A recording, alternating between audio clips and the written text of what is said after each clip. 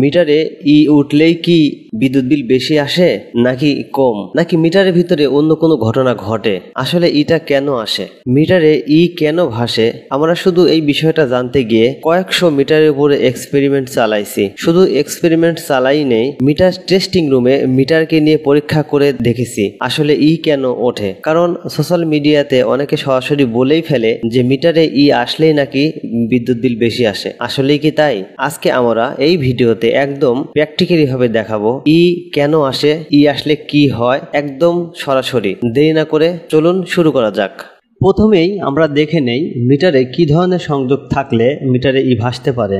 Number 1, কেউ যদি main সুইচের বডিতে মিটারের নিউট্রাল তার সংযোগ দেয় এবং ঠিক ওইখানে মিটারের আর্থিং তারও সংযোগ দেয়, সেক্ষেত্রে মিটারে ই ভাসতে পারে। নাম্বার 2, কেউ যদি মিটারের ইনপুটের নিউট্রাল তার এবং মিটারের আউটপুটের নিউট্রাল তার এক জায়গায় করে দেয়, সেক্ষেত্রে মিটারে ই ভাসতে পারে।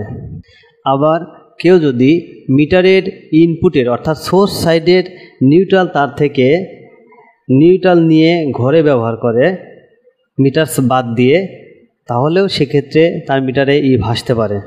নাম্বার 3, কেউ যদি মিটার 3 পয়েন্টে সংযোগ দেয়, সেক্ষেত্রে মিটারে ই ভাসতে পারে। এবার চলুন আমরা মিটার টেস্টিং রুমে মিটার পরীক্ষা করে দেখি।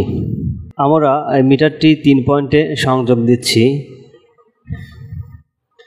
সংযোগ দেওয়ার পরে কী ঘটনা ঘটলো দেখুন, ই কিন্তু লাফানো শুরু করলো।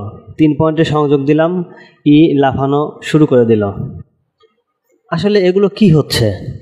আমাদের এই এক্সপেরিমেন্টকে একদম সহজ করে দিছে B&T কোম্পানির একটি মিটার। চলুন আমরা এবার সেই মিটারটা পরীক্ষা করব এই একইভাবে সংযোগ দিয়ে। তার আগে একটা কথা বলে দেই, সকল মিটারে কিন্তু ই ওঠে না, শুধুমাত্র এই টেকনো মিটারগুলোতেই ই ওঠে। এছাড়া বিভিন্ন কোম্পানির মিটারে বিভিন্ন ধরনের ইন্ডিকেটর রয়েছে এই ই ওঠার জন্য।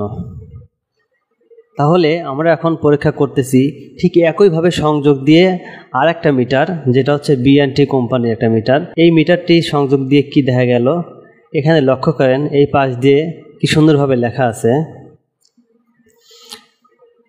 এই যে মিটারের ডান পাশে দেখেন লেখা আছে 1 নাম্বার দেওয়া রিভার্স এনার্জি, 2 নম্বরে লেখা আছে বাইপাস এবং 3 নম্বরে লেখা আছে নিউট্রাল মিসিং। আশা করি সকলে দেখতে পাচ্ছেন। এখন আসেন মিটারের ডিসপ্লেতে লক্ষ্য করেন, এখানে কিন্তু দেখতে পাচ্ছেন ঠিক 2 বরাবর উঠে গেছে ত্রিভুজ আকৃতির একটা চিহ্ন। এখানে আমরা 2-এ কি পড়ছিলাম, 2-এ কিন্তু লেখা আছে যদি 2 ডিসপ্লেতে ভাসে তাহলে কিন্তু সেটা হবে বাইপাস। তাহলে আমরা খুবই সুন্দরভাবে অ্যান্সারটা পেয়ে গেলাম। মিটারে যদি ই আসে তাহলে কিন্তু আপনাকে বুঝতে হবে এই মিটারটা বাইপাস হয়ে গেছে। আসলে বাইপাসটা কি? বাইপাসটা হলো মিটারের যে 4টা পয়েন্ট রয়েছে, ইনপুটের 2টা এবং আউটপুটের 2টা, এর মধ্যে রয়েছে ইনপুটের নিউট্রাল একটা এবং আউটপুটের নিউট্রাল একটা, আর এর ভিতরে কিন্তু সিটি আছে যেটার মাধ্যমে মিটারের ডিসপ্লেতে রিডিং গণনা করা হয়। এখন এই আউটপুটের নিউট্রাল অথবা ইনপুটের নিউট্রাল কোনো একটা পয়েন্ট যদি বাকি থাকে তাহলে তো সার্কিটটা সম্পন্ন হতে পারে না। 3 পয়েন্টে তো কখনো সার্কিট সম্পন্ন হয় না। অর্থাৎ 2 তার দিয়ে কারেন্ট ঢুকলো, ফ্যান বাতি জ্বললো, এরপরে আবার 2 তার দিয়ে মিটার হয়ে কিন্তু সেটা খুঁটিতে চলে গেল। এটাই তো সহজ এবং সুন্দর নিয়ম, তাই তো?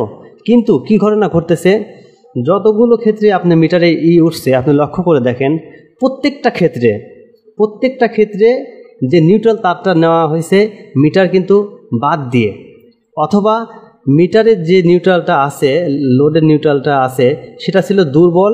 মিটারের যে এই নিউট্রাল কানেকশনটা সঠিকভাবে পায় নাই, অর্থাৎ এই নিউট্রালটা বাইপাস হয়ে গেছে, বাইপাস হয়ে ঘরে ব্যবহার হচ্ছে। মিটারের ফেজ এবং নিউট্রালটা বাইপাস, যার কারণে কিন্তু মিটারে ই ভাসে। আর এই ক্ষেত্রে মিটারে যদি ই ভাসে বিল বেশি আসার কোনো সম্ভাবনা নাই। মিটার কিন্তু বাইপাস করে বিদ্যুৎ কিন্তু ভয়াবহ রূপে চুরি করা যায়। এই ভিডিওতে তার আলোচনা আজকে করব না আমরা।